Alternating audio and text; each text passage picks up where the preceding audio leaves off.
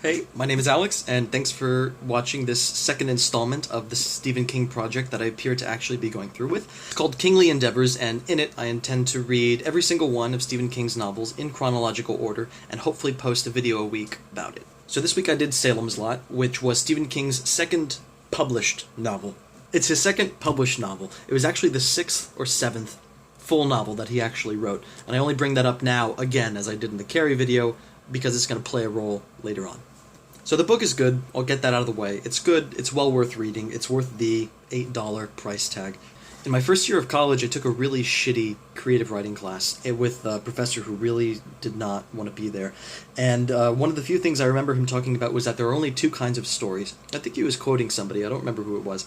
But he was saying there are only two kinds of stories. There is a few people go on an adventure, or a stranger comes to town. Obviously, those are very flexible notions, but were this true and sort of encompassing of all of literature, then Salem's Lot is definitely a stranger comes to town novel. The hero is a stranger who comes to town, and the villain is a stranger who comes to town, and so Salem's Lot is also known among within Stephen King's body of work as his first effort. I don't know if he ever went on to do it again with the vampire genre. And he does a pretty good job. He sticks mostly to sort of the traditional lore, that garlic is a repellent, the crucifix, holy water, roses too. I don't remember that being anywhere. But he does a good job with it, and he also does a good job with the haunted house aspect. So yeah, this is as much a haunted house novel as it is a vampire novel, and he pulls off both genres very well.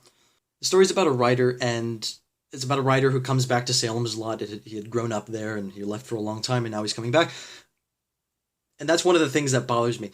This shouldn't be a blanket rule, and it isn't a blanket rule, but generally, like, whenever I'm reading a novel and the protagonist is a novelist, I don't know, I always feel like, you can do better than that. So another issue with this protagonist, and I think it's a recurring thing in some Stephen King stuff, particularly the short stories, although I think, frankly, that Dean Koontz is a worse perpetrator of this. The main character doesn't really feel like much of a character. The main character is just, like, capable man. That's his identity. Yeah, anyway, that aside, it's a really good story. I don't really know how to summarize it because it's so vast. Reading this, apart from the delight of reading it, because it is terrific, it's really fast-paced. Stephen King is really flexing some muscles as a storyteller here. It's outstanding. I really encourage you to buy it. So apart from the delight of just the story itself and the storytelling, it was something of a nostalgia trip too, because I remember I discovered Stephen King when I was in middle school, and Salem's Lot was one of the ones I didn't get through, which is weird because I remember enjoying it, but apparently at some point I just stopped. I think I know why I stopped, and I'll get to that in a minute. But one of the weird, I guess, kind of fond memories I had of it is that there's a very quaint sex scene here, but I guess when I was 12 years old, it was very licentious. And I remember reading it in 6th grade in geology class, and in like the last 10 minutes of geology class, we were always allowed to sort of just fart around and collect our shit back into our backpacks and get ready to go on to our next class. And I would spend that time reading. And so I'm reading, and I was apparently reading that scene, and I remember the sex starts to unfold, and it's a very brief, modest passage. But I was 12, and it got me going. I'm reading the scene, and I've been gotten going, and the bell rings, and the whole class floods the hallway, and so it's just me. I'm alone with the teacher, and I'm like slouching in my desk, and I just sit there quietly, like thinking I'm being inconspicuous for, I don't know, a minute, 2 minutes, and then she comes up to me and she says, "Alex, don't you need to get to class? Aren't you going to be late to class?" And I was like, no. But so yeah, a fond memory.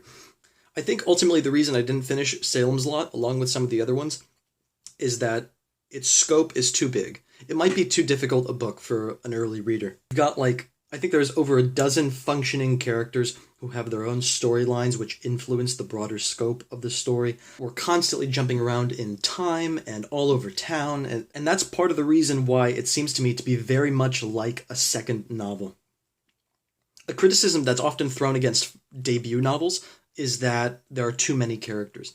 Critics often say that, okay, this is a young writer, she's just starting out, she hasn't really mastered what it's like to have several different points of view with several different subplots and balancing all that stuff. Carrie, after writing Carrie, which I forgot to mention in my last review, is very modest in terms of scope. There are very few characters, it's confined to a very small town, and it isn't until really, I'd say 3/4 into Carrie that suddenly the scope of the story explodes. And suddenly Carrie is traveling all around town, causing all this destruction. We're cutting away from the main story to dip into news articles and academic journals and transcripts from hearings. So the book Carrie seems like deceptively, I think it's deceptively simple. There's way more storytelling and writerly talent going into Carrie than I think is readily apparent. So it's easy to look at Carrie and think of it as like a minor effort. You kind of don't even notice toward the end that the scope has really blown up. Whereas with Salem's Lot, then, within the first 50 pages, you really can't ignore the scope of it. We meet like a dozen characters in the course of a few pages, and you can't help but confront the enormous task that Stephen King is setting up for himself. So I think, in a way, it felt like a second novel in that King was coming out of the very small, ostensibly modest work of Carrie, and now he was trying to prove in two ways. One, in the sense that it's fucking huge. It's almost 3 times as long as Carrie. Also, okay, I guess there's actually 3 reasons. 1, it's fucking huge. 2, it's a vampire novel, so he's throwing his hat into the ring with, Bram Stoker and whoever the fuck. Third, though, is that it seems like he's trying to demonstrate a skill set that he didn't have an opportunity to demonstrate in the first novel. And a way that ends up, I think, working against the book is that toward the book unravels very well, and it seems like really masterful orchestration of all these plot lines he's set up. But I think ultimately it feels like he's set up too many. And the last section of the book, I don't know, I guess I'd say the last 50 or 60 pages, it seems like he started all these different narrative parties. Now it's 2 a.m., the lights come on, and he's just shutting them all down. There are these 2-page scenes, sometimes 2-paragraph scenes, where it just seems like he's going back to that storyline, to those characters, to check off a box and say, okay, we've wrapped up this story. He's just going around and systematically putting a bow on every story. So that's a little disappointing, and I would say the ending of the novel is a little underwhelming overall. Another aspect that I've never really read much about has to do with addiction and alcoholism in particular. If you've read a sizable amount of Stephen King's work, you probably know that alcoholism is really the most insidious presence in the Stephen King universe, which has to do with the fact that he has suffered from addiction for most of his adult life. And the time he'd gotten sober, I think there were 20 years behind him of really heavy drinking, and then just a few years of some issues with cocaine. He said in his memoir that he wrote the majority of Cujo with cotton balls up his nose to keep from bleeding on the typewriter. But when you consider the vampire mythology, the vampire is essentially driven mad by thirst, and betrays people, kills people, ruins things, in an effort to quench that die-hard thirst, which is essentially what addiction is. And another thing that Salem's Lot introduces to the sort of Stephen King universe is alcoholism. There may be 6, 8, textbook alcoholics in this book. There's a lot of recreational drinking. A lot of these sort of expository dialogue is conducted over beer.